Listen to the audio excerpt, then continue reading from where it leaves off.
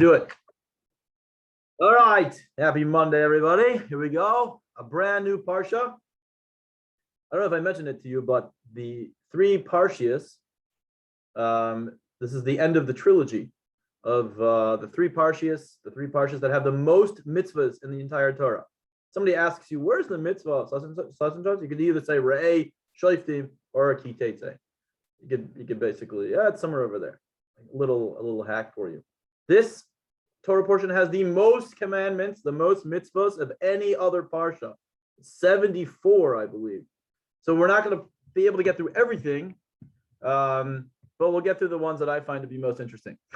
So the parsha opens up with the most bizarre, in my opinion, the first aliyah opens up with the most bizarre, seemingly like against Torah. Talks about if a man goes out to battle and he wants to give into his temptation, his desire. He sees a yafas tayar, a beautiful woman. So then he says, you can take her. You just have to do these three things. You have to shave her head, cut her, let her fingernails grow long, bring her into your house for a month. It's like, and then you can be with her, and then you could send her on her way. Seemingly like against the entire Torah. We speak about going against your Yetzer Hara, your desires, your natural inclinations, unless you have a good natural inclination. And here the Torah is like, oh yeah, you can do this if you want.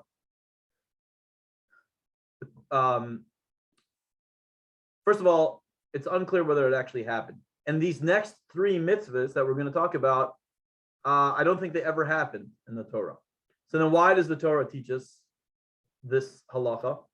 So the Shalah Kadosh, who lived, 300 years ago, he explains, he was a big Kabbalist, amongst other things. And he says that, as we know about Kabbalah is the way that Hashem looks at the world. That's why the wording is very interesting. It uses a lot of, parables. It uses like human features and the ways human interact, but it's the way Hashem looks at the world. So Shalah says that the Torah is always talking about the way things are in Shemayim, the way they are in the higher worlds, and sometimes it doesn't translate so well down here into this world. So there's some truth to that. So really what this is talking about, according to the Shalah, is that the fight between our Yetzer Hara is exactly what it's talking about. How to deal with our Yetzer Hara. That what? That you have an inclination towards something, an evil inclination towards something. Okay, here's a way to curb your inclination. What you need to do is shave the head, shave the hair. The hair, a woman's hair is considered very beautiful.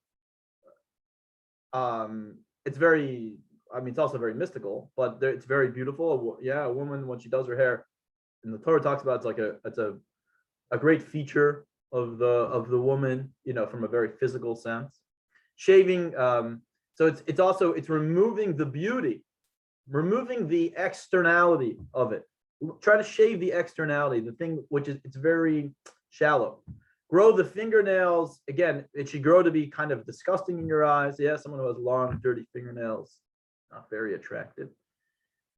And then bring her into your house for 1 month and let her cry. Cry over missing her parents. I mean, it's like it's an extremely bizarre, right? That's very bizarre. So the Shalah says that refers to the month of Elul. For 1 month, we go into our homes, in other words, the place where we're supposed to be, and we cry over our parents. What does that mean? That we're yearning, you should yearn to try to go back to your parents. That's the trick to overcoming your evil inclination. Easier said than done. But the Shalah says that's referring to the month of Elul, so how fitting. In fact, we're going to read Parshas Nitzavim Vayelech right before Rosh Hashanah. That Parsha is always read right before Rosh Hashanah. And that Parsha was said, Moses said that Parsha on the day before Rosh Hashanah, or on Rosh Hashanah. So we're getting into Rosh Hashanah, we're getting close, and we're taking advantage of El. Anyway, so that's how it opens up. So now the Torah moves on to talk about the wayward son, right? That Let me just see over here. Yeah, it opens up the female captives. Then conditions that he can use. Now what happens is like this. If he marries her, let's say in theory he marries her, and there's practical implications of that. And then he goes and he marries somebody else. He marries another woman. Back then you can marry two wives. Sephardim could still marry two wives. If you saw my story today, my Instagram, my question, can Ashkenazi Jews marry more than one wife? The answer is no. 1,000 years ago, Rabbeinu Gershom gathered together 1,000 of the greatest Ashkenazi rabbis, the leaders of 1,000 communities, and they made a lot of. We spoke about this. They made a lot of decrees. Two of them I find to be very interesting. One of the two was you cannot marry, Ashkenazi Jews are not allowed to marry more than one wife. In fact, the Torah speaks very often about not marrying one wife. The Avos, the forefathers, who they married more than one wife, right? But why did they marry? They didn't want to. Yitzchak didn't marry a second wife. He only married Rivka. Avram only wanted to be married to Sarah, but she didn't have a womb. And so Sarah suggested, marry my maidservant and then have a child from my maidservant. And then Yaakov didn't want to marry Leah, but Rachel, the sister, said, in order not to embarrass her sister and not to be in the hands of Esau, they married. He married both of them. But really, they didn't want to marry more than one wife. The Torah says it's not a good thing to marry more than one wife. So here we go. Here's a scenario, but you are allowed to if you're Sephardi. Ashkenazi Jews are not allowed to do it anymore for the past 1,000 years. Oh, the second one was you can't read somebody else's mail. So what happened over here? Let's say you marry this woman. If you were to marry a woman for her beauty, says the Torah, you can have a lot of problems later. If the man went ahead and married this woman, in general, if a man marries a woman because of something very external, you're ultimately going to come to, it's going to dissipate, and you're ultimately going to come to despise the person. So therefore, you have to look into the depth. You have to appreciate somebody. Love, the Torah says, love is how do you love Hashem, or how do you love somebody? But the more you get to know them, the more appreciation you have, the more you'll love them. But if you keep it external and you're not interested in getting to the depth of the person, you're never going to love them. But so here's a very interesting story, a very interesting case, says the Torah. What if you marry this woman and then you marry somebody else, and this woman, the first woman, you hate her, but you had a child through her, a son. And the second woman you married, you also had a child, and you want to you're nearing your deathbed and you want to leave an inheritance. You don't want to leave it for the firstborn son of the first wife. I hate her. The Torah says you don't take it out on the kid. The Torah says that you're supposed to give a double portion to your firstborn son, and all the other children, all the other sons, should get equal portion. You might have an inclination not to give it. You don't like the mother, therefore you're not going to give it to the son. There's nothing against the son. Now, even if the son will become a wayward child, which we're going to talk about, it's called the Ben Soira Moira. So this wayward child, that's how the Aliyah ends off. This child who eats meat, he doesn't listen to anybody. So he's very rebellious. He's a rebellious child. So the Torah says you have to bring him to the court, and the court will decide what to do with him. If he's really bad, they'll hang him and kill him. Never happened. Manas Freeman gives a very interesting, I don't know where he gets it from. Maybe he has a source for it. Not that I agree with everything Manas Freeman says, but this is very interesting. He points out, makes a diuk. He makes focuses on one specific line in that. The Torah says you have a rebellious child and you want to hurt him, kill him, or whatever. What are you supposed to do when you have a wayward child? You bring him to the court. And the court decides what to do. Meaning, you can't, does the rabbinical court today allow daughters to receive inheritance? Yes, we're going to get into that. Great question. The court has to decide. You cannot take, when you're very emotional, I mean, as a parent, especially me, as my kids just want to, I get my wife's around, she steps in. You want to take matters into your own hands. Says the Torah, the child does not belong to you. A child is a gift. It's given to you as for your protection. I mean, not for your protection, for you to protect it and for you to grow, for you to help grow and cultivate, for it to maximize its potential. The child does not belong to you. The child is a child of Hashem. That's a fundamental rule. That's why he points out it should belong to you should bring it to the court if you ever feel the necessity to, beat up your child or something like that. Or if you think this child is really sick and you want to, dangerous, you bring him to the court. So the question is, do girls do inheritance? So it's been highly encouraged by the sages since the beginning that everyone, all your children should try to get an equal portion in your estate. The Torah, however, is very clear that inheritance, we spoke about this by the daughters of Tzlofchad. Remember the daughters of Tzlofchad? They were going to the land of Israel and they wanted a portion of the land, but their father had died. And so therefore you only receive a portion of the land of Israel through your father.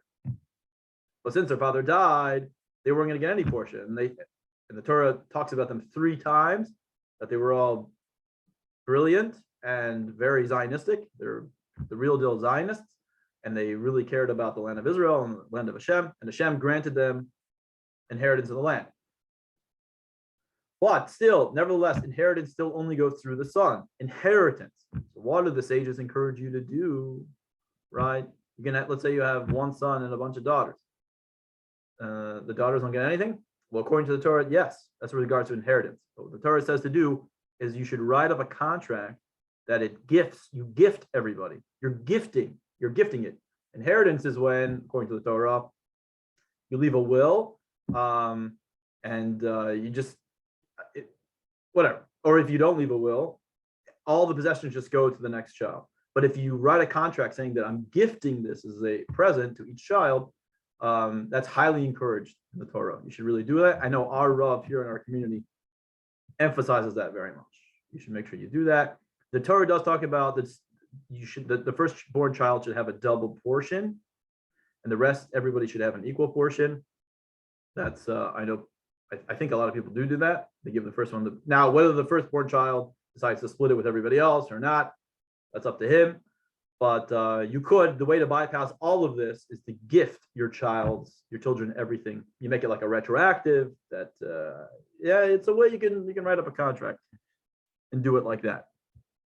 So the Ben Sora Amora, this child who is a wayward child, that never happened. Yeah, this child, you look inside, he eats raw meat, he hates his parents, he wants to beat them up, he wants to kill them, all that stuff. So the second aliyah goes into a speedy burial. So it says about this child, you shall not leave him, you hang him. Anybody who gets skila is stoning.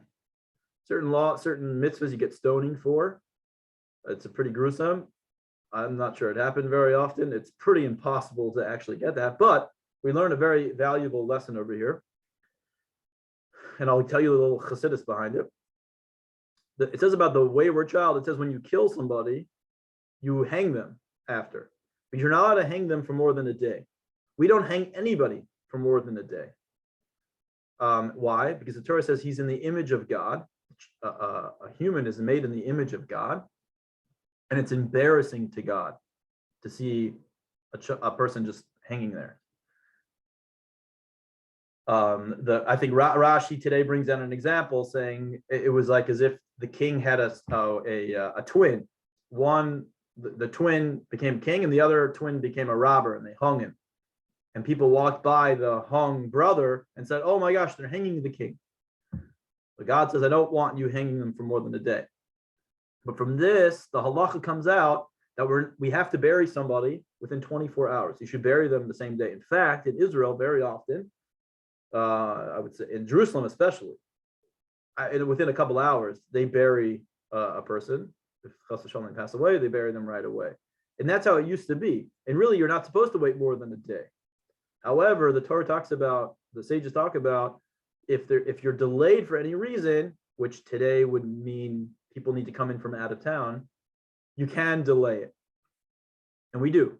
Even very frum, religious, Hasidic, Haredi, whatever terms you want to use, they do wait. especially outside of the land of Israel. Now, one practical reason why in the land of Israel you don't wait is because everybody lives very close. And in fact, that's how it used to be.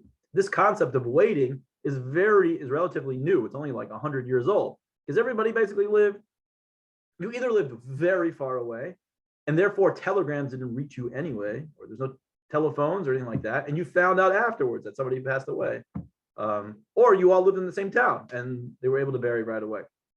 The Zohar explains something else. The Zohar says that when a person passes away, most of us, if not all of us, are reincarnated souls. That we have a specific mission in this specific body that we need to accomplish, but there are more parts that we need to fix. There's more left to the mission than we were able to accomplish in the 80, 90, 120 years that we were here. So the soul gets reincarnated. Now you might get paired up with other parts of other souls. I think that's basically how I'm not a metaphysicist. I don't exactly know how it all works, but that is true. And so therefore the reincarnation process could take place immediately. And so therefore the Zohar says, don't delay in burying the body, because the soul is still connected with the body. And until the body, there's a part of the soul that always remains in the body. It's called the nefesh. That's why we go to cemeteries and we're literally talking to the soul, especially cemeteries of tzaddikim. As we see that Joshua and Caleb, when they went into the land of Israel with the spies, the other 10 spies, right? There were 12 of them. Where was the first stop they went to? Marsa Machpelah. They went to the cave of our patriarchs. They davened by Avram, Yitzchak, and Yaakov, and the matriarchs. Everybody but Rachel. They should be successful. Now we see this concept of going to the graves of tzaddikim and praying by them.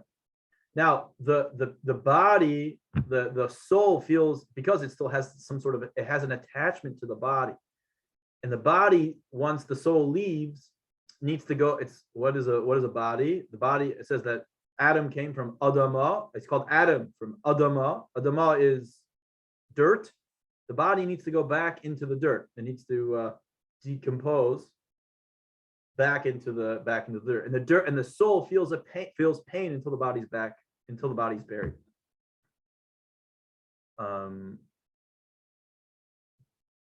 So therefore, and it's unable to move on to its next process, into the reincarnation phase, because it feels this pain of both the body not being in its place and it's not able to continue its mission. It's like stuck in this no man's land. I gotta look more into the Zohar, but that's essentially what it says. So that's why Jews bury very